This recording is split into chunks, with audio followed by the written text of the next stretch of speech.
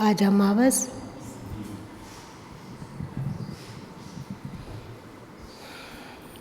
सभी का कल्याण हो, जितने भी प्राणी हैं सभी आप लोगों ने किया, सभी के पूर्वजों का मंगल हो। और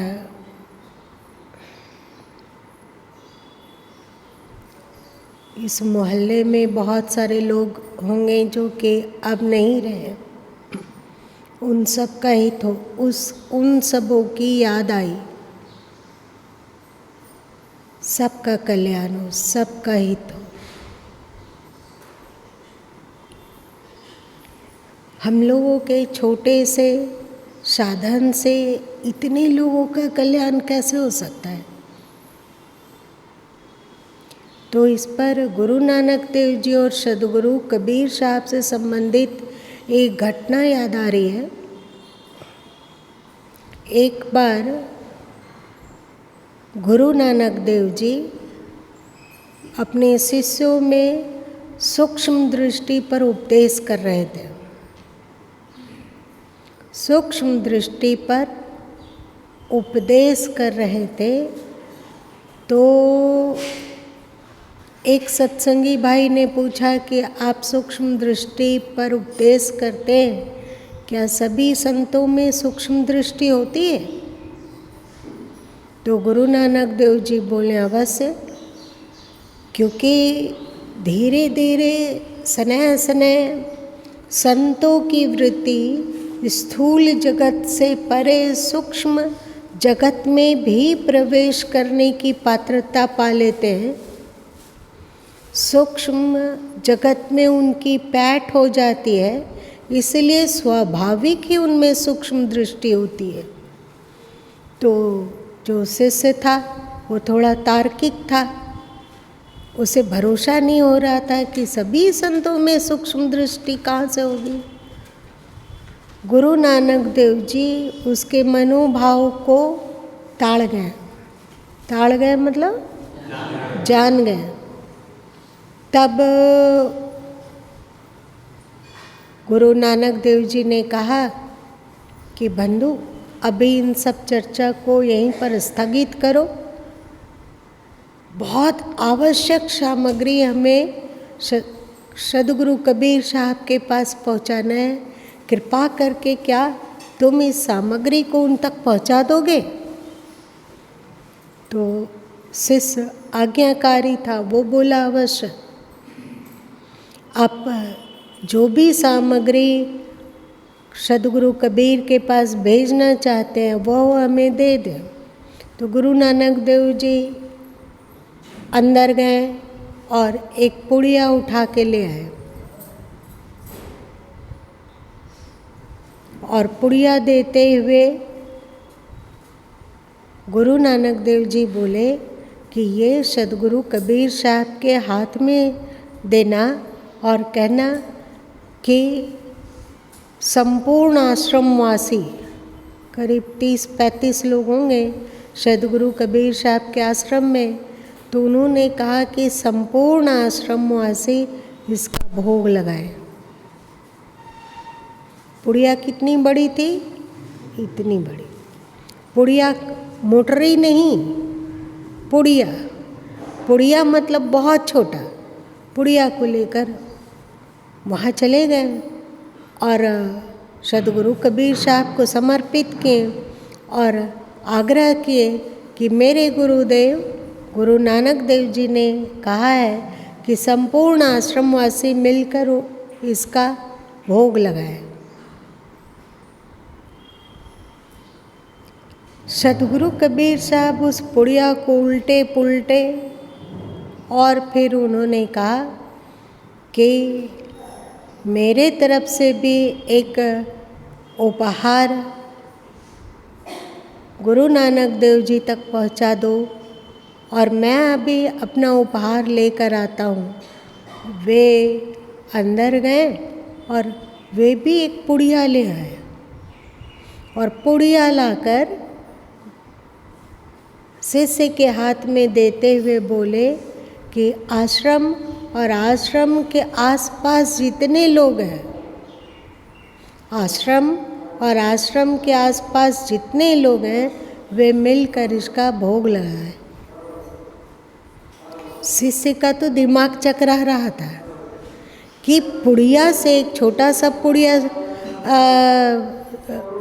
गुरु नानक देव जी ने दिया और कहा पूरे आश्रमवासी, और ये कबीर तो उनसे भी बढ़कर अजीब इंसान है। ये कहते हैं आश्रमवासी के साथ साथ आसपास के लोग भी भोग लगाओ।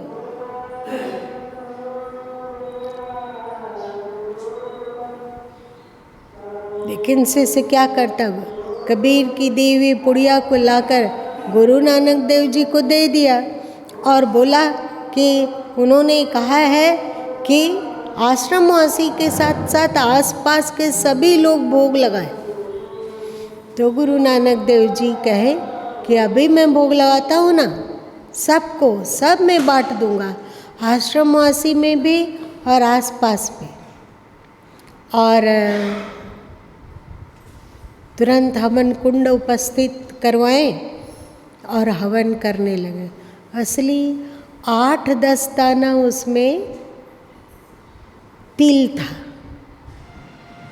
8-10 दाना तिल था। पूरे आश्रमवासी और आसपास हवन कुंड में वे मंत्रोच्चारण के साथ तिल का हवन किए और उन्होंने कहा कि आश्रमवासी और पूरे इर्द गिर्द तक ये पहुंच गया है ना। तो शिष्य बोला कि आपने तो उपाय ढूंढ लिया, पर सदगुरु कबीर साहब क्या कर रहे होंगे। तो वो बोले कि जाके देखिए आओ। फिर शिष्य दौड़ा सदगुरु कबीर साहब के पास और पूछा कि आपने क्या किया वो गुरु नानक देव जी के उपहार का। तो सदगुरु कबीर साहब बोले कि मैंने उसे कूट कर दाल में डाल दिया। क्या था? 2 लौंग, 2 लौंग था। उस 2 लौंग को कुटकर मसाले की तरह दाल में डाल दिया, बस पूरे आश्रम से उसका भोग लगा लिए। ऐसा सूक्ष्म दृश्य। तो जब गुरु माँ को लगा कि हम लोग इतना सीमित, इतना सा साधन हो पाया होगा, शायद इतना भी हो पाया होगा कि नहीं, पता नहीं, तो इतने जीवों के कल्याण में कैसे पहुंचाया जाए। तो इसका उपाय है वातावरण में समर्पित। वातावरण में समर्पित मतलब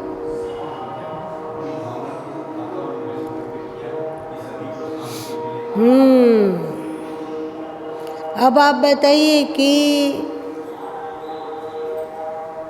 मनुष्यों में कितने प्रकार का रक्त पाया जाता है? कौन बताएगा? क्या क्या? हाँ, क्या क्या?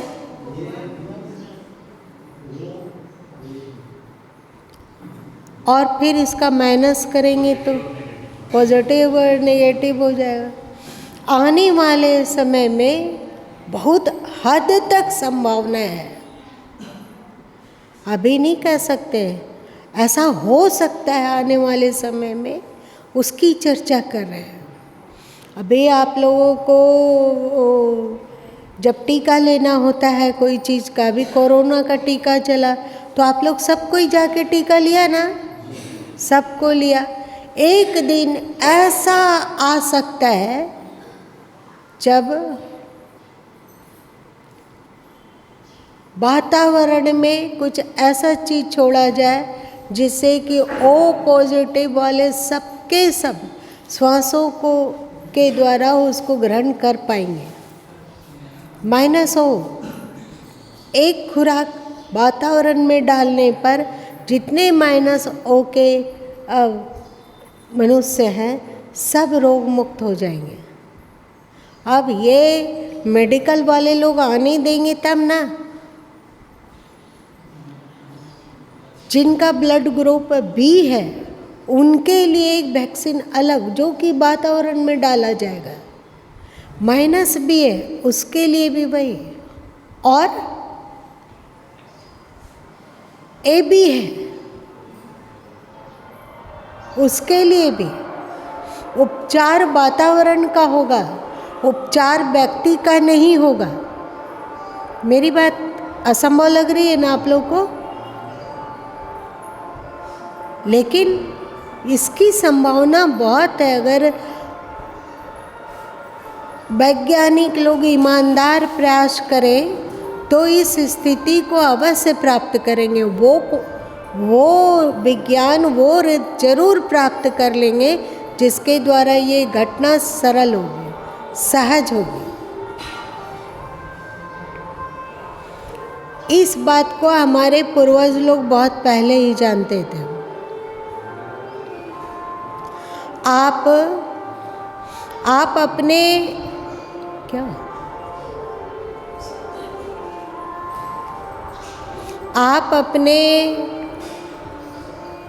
आप अपने तप शक्ति को वायुमंडल में छोड़ते हैं तो जो आपसे जुड़े हुए हैं, आपसे प्रेम करने वाले हैं तो आपको पहचानते हैं, अथवा किसी भी तरह से आपका संपर्क उनसे रहा है, चाहे वो कोई भी हो, चाहे मित्रगण हो, चाहे प्रियजन हो, चाहे कोई भी हो। आप अपने साधन को यदि वायुमंडल में डालने में समर्थ हो जाते हैं तो उन सब का हित होगा, कल्याण होगा।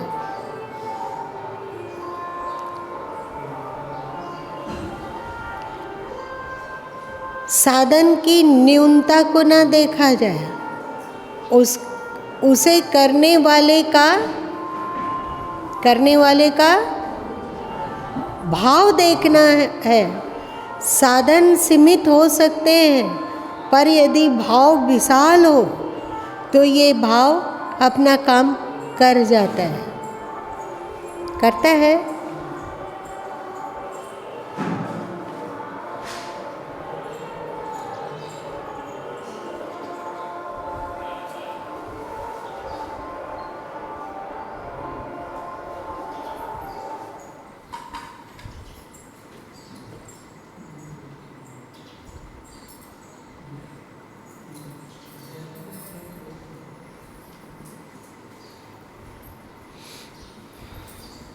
कल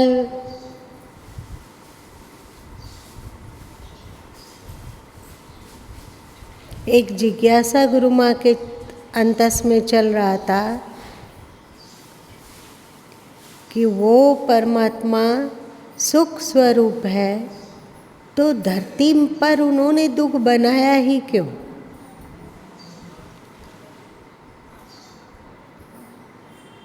उन्हें दुख नहीं बनाना चाहिए था।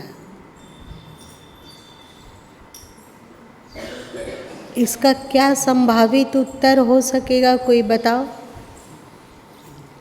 बोलो, इसका संभावित उत्तर क्या होगा?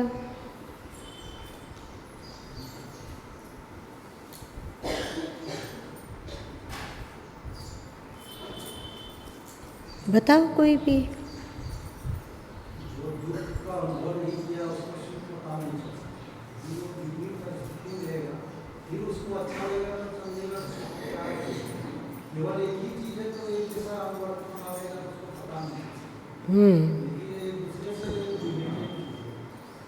अभी आप लोग जितना फ्रेश होकर बैठे हुए, ताजगी अनुभव कर रहे हैं, यदि दिन ही दिन होता, रात नहीं होती, तो इतनी ताजगी का अनुभव कर पाते क्या? इसीलिए उन्होंने द्वैत बनाया, दो तरह का, सुख के साथ दुख, जीवन के साथ मृत्यु। कोई भी आप लोग सीरियल देखते हो या पिक्चर देखते हो तो उसमें नायक के साथ खलनायक भी होता है। आप कल्पना कीजिए कि श्री राम के जीवन से यदि रावण को हटा दिया जाए तो रामलीला में जितना आनंद लोग जाकर लेते हैं वो ले सकेंगे? यदि महाभारत में से दुर्योधन को हटा दिया जाए तो फिर क्या है ना? फिर क्या? उस महाभारत को कौन पढ़ेगा? नायक यदि पांच पांडव हैं तो खलनायक में कौरव समुदाय है। यदि खलनायक ना हो तो नायक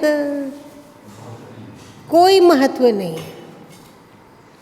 तो जीवन में उतार चढ़ाव सुख दुख आते जाते रहते हैं, क्योंकि हम लोगों का कर्म भी इसी तरह का बनता रहता है। बिना जाने कुछ हम लोगों से अपराध बन पड़ता है। सही हम लोग चलते हैं फिरते हैं, सूक्ष्म जीवाणुओं की हिंसा होती होगी। कई बार हम लोग अपने वाणी के द्वारा किसी को आहत करते हैं, और कई बार ऐसा होता है कि हम किसी के प्रति दुर्भावना रखते हैं कि वो व्यक्ति ऐसा कर रहा है, वो व्यक्ति ऐसा कर रहा है। ये संभावना के कारण हम उनके प्रति बुरा सोचते हैं। सही? ऐसा हम लोगों से होता है या नहीं होता है? अभी कहाँ गया सिद्धांत जी? आए हुए हैं,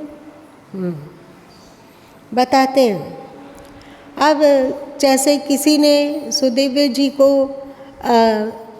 सूचना दिया कि कबीर ज्ञान मंदिर में उनका सामने में पोल पर पोस्टर लगा हुआ था, उसे उन्होंने फड़वा दिया। अब बताइए, किसी ने तो कहा होगा, और वो जो कहा होगा वो पक्का है कि मंदिर से थोड़ा द्वेष रखता होगा। अब ये बात सुनकर उनको अजीब लग रहा है। अब यदि उनके अंतस में मंदिर के प्रति दुर्भावना आती हो कि मेरे पोस्टर को कबीर ज्ञान मंदिर वाले लोगों ने फड़वा दिया, फड़वा के नोच के फेंक दिया, तो ये सच्चाई नहीं है। पर कान के कच्चा और होने के कारण अथवा इसके कारण कुछ भी हो सकता है। ऐसा आप लोग के साथ जीवन में नहीं घटता है। हम लोग सोचते हैं कि अमुक अपराधी है, पर वो अपराधी नहीं होता है। तो हमने जिन्हें बिना अपराध का अपराधी समझा, तो ये भी तो एक तरह का दोष है ना? दोष है या नहीं? और हम लोग मानसिक रूप से भी बहुत उटपटांग हरकत करते हैं। ऐसा नहीं है कि 100% हम लोग का मन, वाणी, कर्म परफेक्ट है, ऐसा नहीं है। हम लोगों का कर्म मिला जुला होता है। हाँ, ये है, किसी का ज़्यादा अच्छा कर्म होता है, थोड़ा बहुत उल्टी पुल्टी अनजाने में हो जाता है। और बहुत सारे लोग हैं कि जिनका अधिकतर कर्म अश्रेष्ठ होता है, और कभी अनजाने में उनसे अच्छा कर्म होता है थोड़ा बहुत। तो सुख दुख तो दोनों है जीवन में। यदि मृत्यु न होती तो क्या जीवन का महत्व होता? आप ही कल्पना कीजिए कि आप धरती पर आए, यदि 500 साल तक आप जीवित रहते हैं, हम लोग जीवित रहते हैं 500 साल तक, तो 50वीं पीढ़ी चल रही होगी कि 60वीं पीढ़ी चल रही होगी, तो आप क्या करते? आपके लिए आपका परिवार, आप अपने परिवार के लिए क्या महत्वपूर्ण रहते? अब अगले का, आपके बेटे का छरपोता हो गया है, और छरपोता का भी छरपोता हो गया है, तो आप पर कौन ध्यान देता? आसान है बहुत लंबी आयु तक जीना? आसान है क्या? बहुत कष्टकारी है। हर आँखों में बेगानापन, समझिए सब सुख सुविधा आपके पास हो पर सभी के आँखों में बेगानापन, कोई आपको अपनेपन की दृष्टि से नहीं देख रहा है, आपसे प्रेम करने वाला भी कोई नहीं है, तो क्या जीवन सहज है 500 साल तक? है क्या? तो भगवान ने जीवन के साथ मृत्यु बनाई। और मज़े की बात है, यहाँ पर हम लोगों का शरीर किस तरह रोग से रुग्ण हो जाता है। जैसे जैसे उम्र बढ़ती जाती है शरीर की क्षमता घटती जाती है ना, शरीर की क्षमता घटती जाती है, शरीर जरा जीर्ण होने लगता है। इस रोगी शरीर को, इस असमर्थ शरीर को कितना दिन ढोया जाएगा? तो कुदरत की ओर से ऐसी व्यवस्था है कि मिटा दिया गया आपको, आपके शरीर को, और एक नया और फ्रेश जन्म आपको दे दिया गया। छोटा सा बच्चा कितना लोगों को अपनी ओर आकर्षित करता है, नहीं? अभी आप कोई भी सीनियर सिटीजन यहाँ बहुत बैठे होंगे, कल्पना कीजिए आज उनके ही परिवार में उनका कितना महत्व है। जब वो यंग थे, मतलब 30 साल, 32 साल, 34 साल इत्यादि यंग थे, उस समय परिवार के लिए जितना महत्वपूर्ण थे वे, आज जब वे 65-70 के हो रहे हैं तो उतना ही महत्वपूर्ण है? नहीं।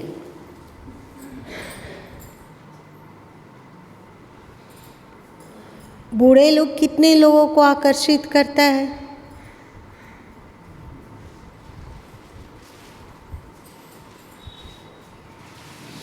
छोटा बच्चा होता है तो परिवार में आप उसके और भी भाई बहन हैं तो छोटे छोटे भाई बहन अपने जो छोटा भाई बहन आया है उसको गोदी लेना चाहते हैं।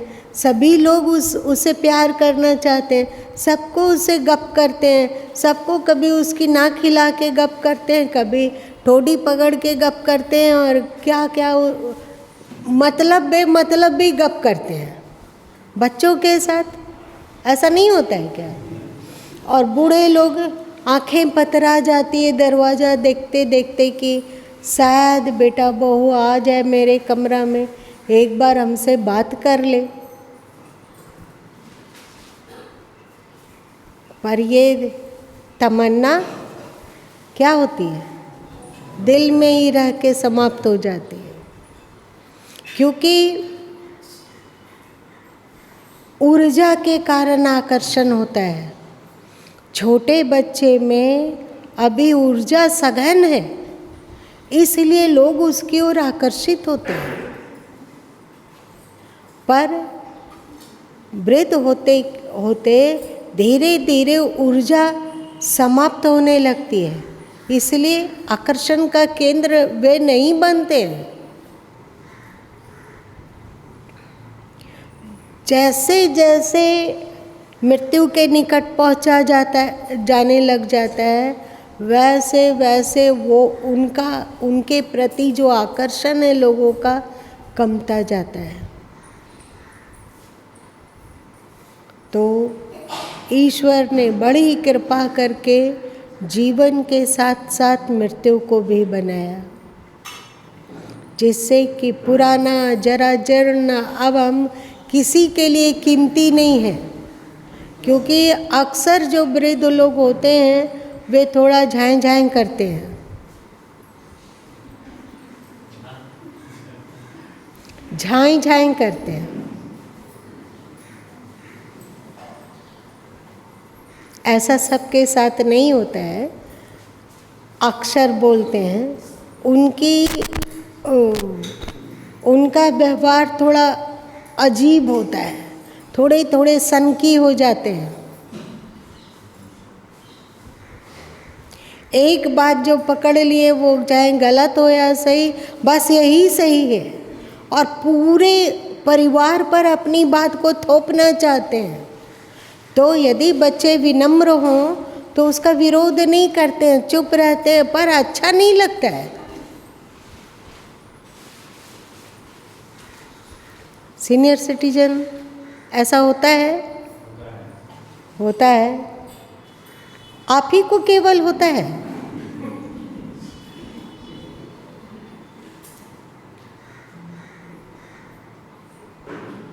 आप लोग को नहीं होता है रामलगन भाई? बहन लोग को नहीं होता है? बहन लोग का नहीं होता है। और एक बात है कि सीनियर सिटीजन में ऐसा अक्सर देखा जाता है कि उनके आँख में एक चश्मा चढ़ जाता है। वे जो देखना चाहते हैं वही सच लगता है, वही वो देखते हैं। जैसे किसी से थोड़ा चिढ़े हुए हैं, थोड़ा दूरी बन गई है, तो अब उनके पास ऐसा चश्मा है कि वे उसको सुधार नहीं सकते हैं, उसकी समीक्षा नहीं कर सकते हैं कि जिससे वे चिढ़े हुए हैं वो चिढ़ने योग्य है भी या नहीं। समीक्षा नहीं कर पाते हैं। जिसको वो अपना विरोधी समझ रहे हैं, बस विरोधी ही समझ रहे हैं, और जिसके प्रति मोहित हैं उसके प्रति मोहित ही रह जाते हैं, क्योंकि अब बुद्धि उनकी कमज़ोर हो चुकी है। बहुत दिन सेवा करना पड़ता हो तो परिवारजन को भी लगने लग जाता है कि चले जाते तो अच्छा होता, चले जाते तो अच्छा होता। कोई आकर्षण का केंद्र नहीं है। ऐसे में ईश्वर वो पुराना शरीर और अनुपयोगी शरीर,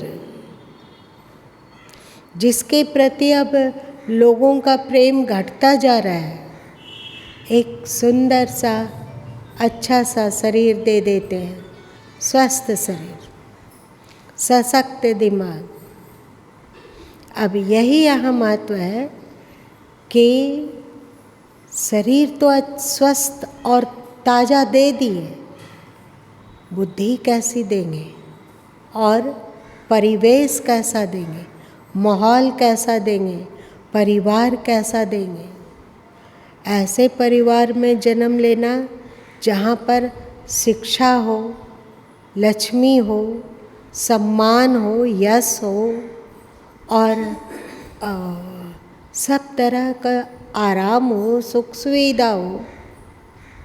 और ऐसे में जन्म भी हो सकता है जहाँ दुख है, प्रतिकूलता है, सुबह खाया शाम को मिलेगा या नहीं पता नहीं, ना वहाँ शिक्षा है, ना वहाँ लक्ष्मी है, ना वहाँ यश है। एक मजदूरों की भांति जीवन जीना है। ऐसे भी बहुत सारे लोग होते हैं ना। ये किस पर निर्भर करेगा?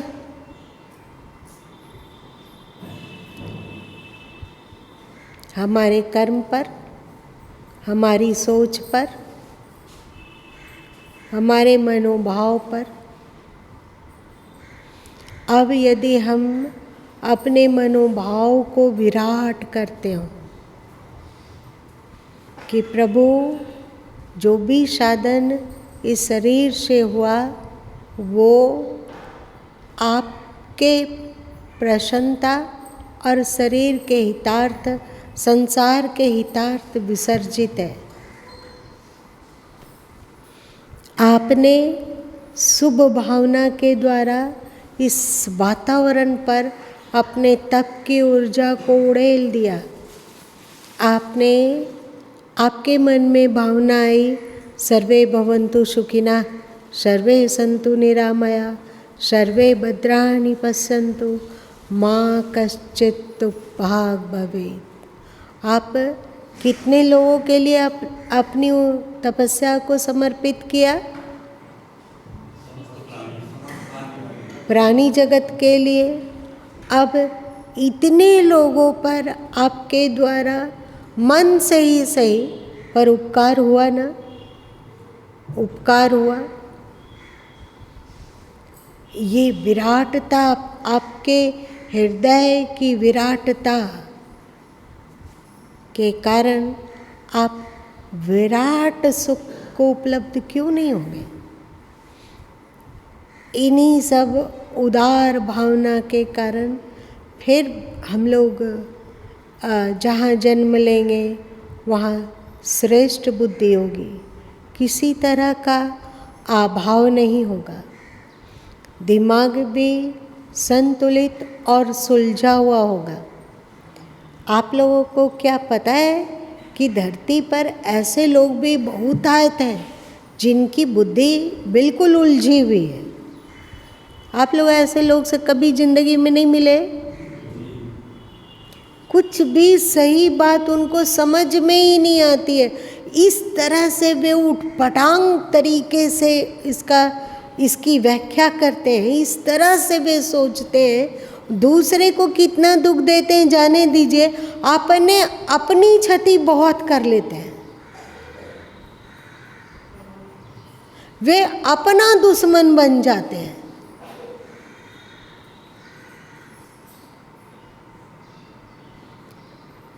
और जब बुद्धि सुलझी हुई हो, शांत हो, तो दूसरे को कितना सुख मिलता है पता नहीं, पर अपने आप को बहुत सुख मिलता है। सही? आप सुलझे हुए हैं, बुद्धि के द्वारा आप तुरंत समाधान ढूंढ लेते हैं कि अभी अशांत है मन, इस मन को कैसे शांत किया जाए, इसका तत्काल आप समाधान ढूंढ पाते हैं और शांत रहते हैं। यह भी आपके पुण्य का प्रताप है। तो हम लोग जब लोक हितार्थ इतना भी काम करते हैं, इतना भी कार्य करते हैं, अथवा इतनी भी भावना रखते हैं लोक हितार्थ, सब वसुदेव कुटुंबकम, सब के लिए हम इतना भी सोचते हैं तो वो एक विशाल सदकर्म बन जाता है, विशाल सदकर्म। अब यहाँ भी शरीर पुराना होगा, रोगी होगा, धरती को छोड़ के चला जाएगा, लेकिन जहाँ जाएगा वहाँ ये विराट सदकर्म, विराट परोपकार की भावना के कारण आपका परिवेश अच्छा होगा और आपकी बुद्धि, क्या उसको कहते हैं, शार्प, है ना, सुलझी हुई, सूक्ष्म बुद्धि, शांत बुद्धि और किसी भी बात के तह तक पहुँचने की क्षमता वाली बुद्धि की प्राप्ति होगी। आप लोग जानते हो ना, बिहारी जी ने कहा है, बाटन हारे को लगे जो मेहंदी का रंग, कहा है ना कि दूसरे को भी यदि मेहंदी बांटा जाए तो अपना हाथ तो रंग ही जाता है। आप सबके लिए कुछ भी करो, प्रतिदिन आप एक माला जाप भी कर दे रहे हो, सबके लिए, सब सुखी हो, सब सुखी हो, प्रभु सब सुखी हो। ये भावना, सब सुखी होंगे कि नहीं ये पता नहीं, पर इस उदार भावना के कारण आपके भीतर शांति रहेगी, रहेगी या नहीं रहेगी। हमारे पूर्वजों का भी कल्याण हो और जो भी परेशान है, दुखी है, प्रभु सबको शांति दीजिए।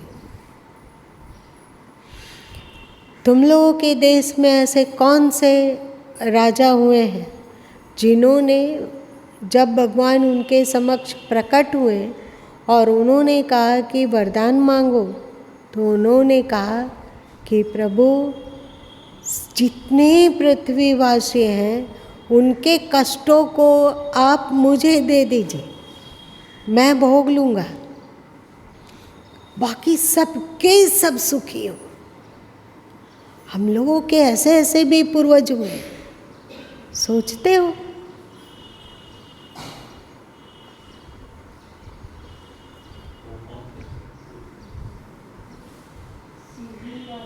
सीवी, राजा सीवी उन्होंने तप किया और तप के द्वारा जब ईश्वर प्रसन्न होकर प्रकट हुए और वरदान मांगने के लिए कहा गया, तो वे बोले धरती के सभी प्राणी सुखी हो जाएं, उनके जो भी दुख का भोग है वो हमें मिल जाए, हम उसे भोग लेंगे, पर सभी प्राणी सुखी हो। दुनिया में ऐसा पूर्वज किसी के भी नसीब में है क्या?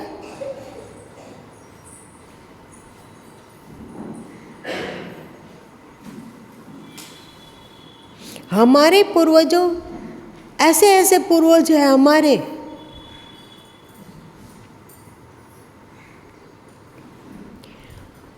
तो मंगल भावना के कारण अपना भी हित होता है और जगत का भी हित होता है। इसीलिए तो सदगुरु कबीर साहब कहें कि पोथी पढ़ी पढ़ी जग मुआ, पंडित बया न कोय, ढाई आखर प्रेम का पढ़े सो पंडित होए। प्रेम पूर्ण अंतस, ऐसा समझो जैसे गीली मिट्टी।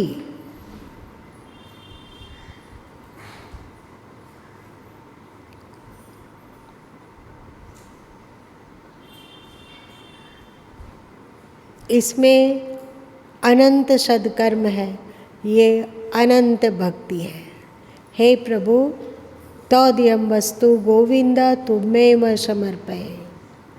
क्या हम लोग एक साथ 2 साखियों का पाठ करेंगे तो फिर आज का सत्संग समाप्त करेंगे? एक मैं मोर कुछ नहीं और एक त्याग, तो ऐसा कीजिए। सबको एक साथ करो।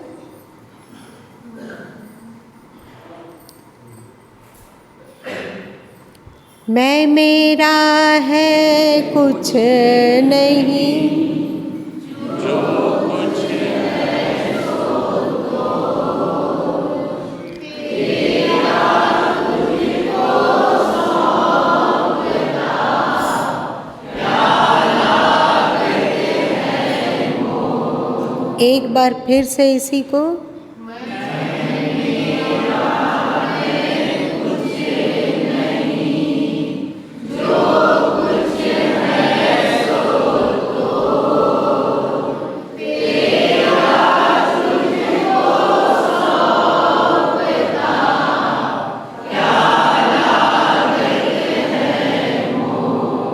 एक और।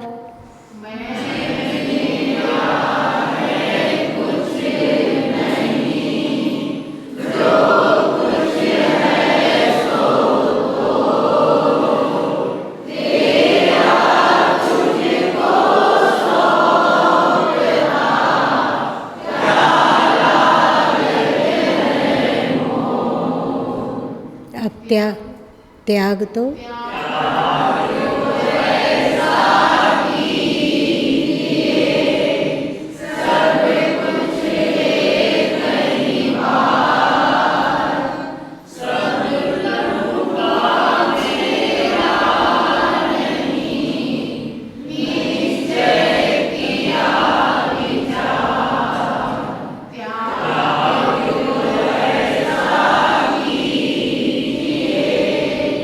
सब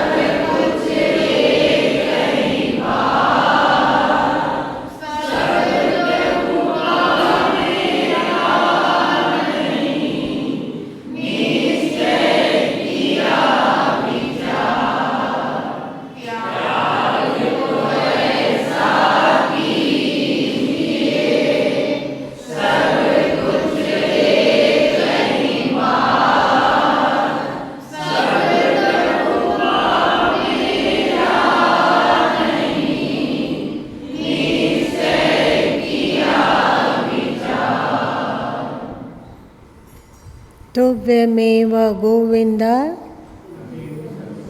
तुमेव समर्पये। सब कुछ तेरा ईश्वर, तुझको समर्पित। सबका हित हो, सबका कल्याण हो, सभी सुखी हों, सबको सद्बुद्धि मिले, सभी सच्चे धर्म को समझ पाएं और सच्चे धर्मात्मा बन पाएं। आज इतना ही।